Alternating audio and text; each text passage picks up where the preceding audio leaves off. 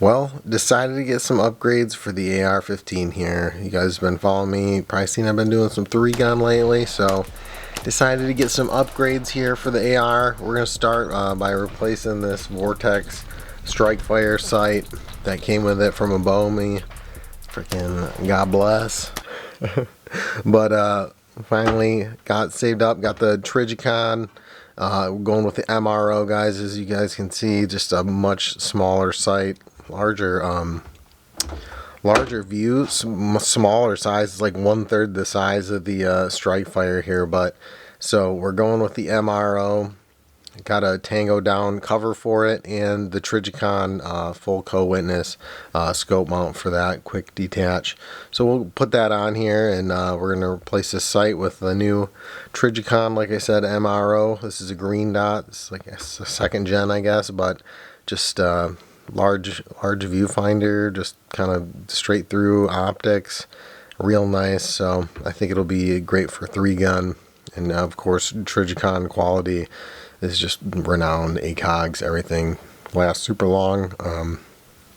Great battery life on this, multiple brightness settings, everything. So we'll go ahead and swap out this, put the Trijicon on with the mount and the protective cover on it, and then we'll probably the next time you guys will actually see it in use is the next 3-gun match in a couple weeks here. But let's go ahead and swap it out.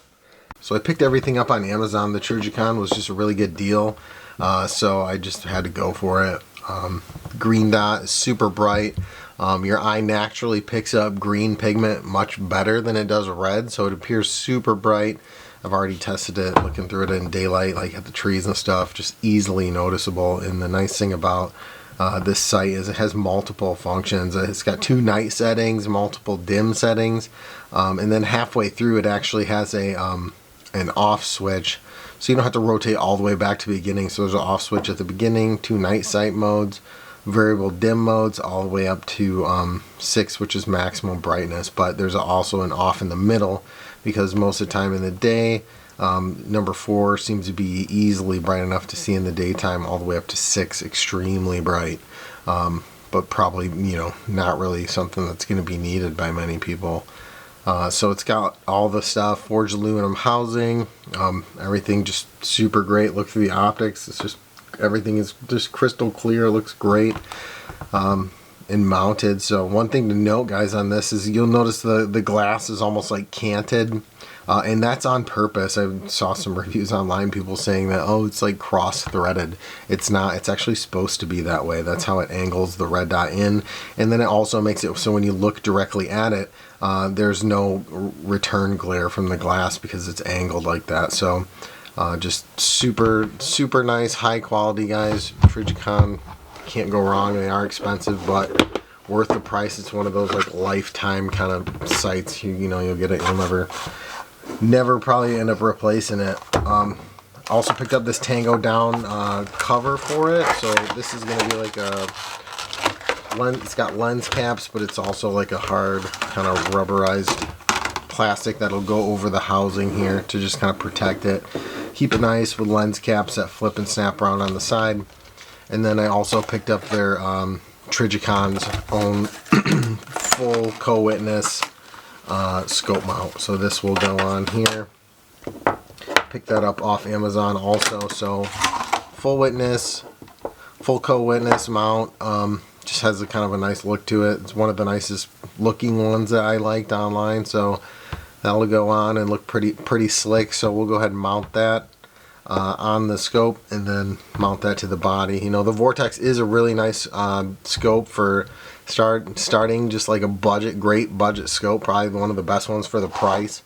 But just looking to take it to the next level, something, obviously much smaller, much lighter, probably just a little bit higher build quality, brighter, more precise dot. Everything just looks a little bit better with the Trijicon, but you're talking about twice the cost. So the Vortex has served its purpose very nicely, but we'll go ahead and get the Trijicon mounted.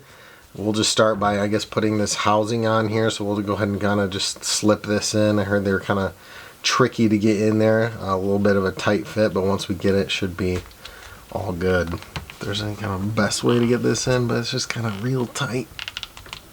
Got that Tango down cover on. It's a real tight fit, but definitely will keep it even more protected with that forged aluminum housing. But you can see how it just kind of wraps over top and keeps everything still exposed, so you can use it, make adjustments, change the battery, turn it on and off. But also keeps it protected with built-in lens caps that secure off to the side and then fold back around, so you can obviously protect the optics and things like that. So that's a cool little feature, because obviously you spend money on optic, you want to keep it nice. So these will help you do that in protecting the lens and everything. So obviously just goes on there like that. Little built-in housing, pretty nice, with lens caps that are also built in that you can flip around to cover while you're shooting. So that's a cool little feature. Nice optics, nice cover. Good job, Tango down. Good price on that too, off Amazon's where I got it, so I'll post a link in the description. But just a cool thing. So now we got the Trijicon full co-witness scope mount, and then we'll just mount on there like this, and then we'll just go ahead and put it on the gun. So there's just 4 little bolts on the bottom that will secure to mount this to it. And the Trijicon does supply obviously the screws and the Allen that you need to go ahead and secure that. So we'll go ahead and put that on right now too. Just gonna secure up to the bottom like that with 4 little bolts, little Allen bolts, so you can go ahead and attach those. It already has like a Loctite type substance on there, so you can just mount it up and screw it in to secure it to the base.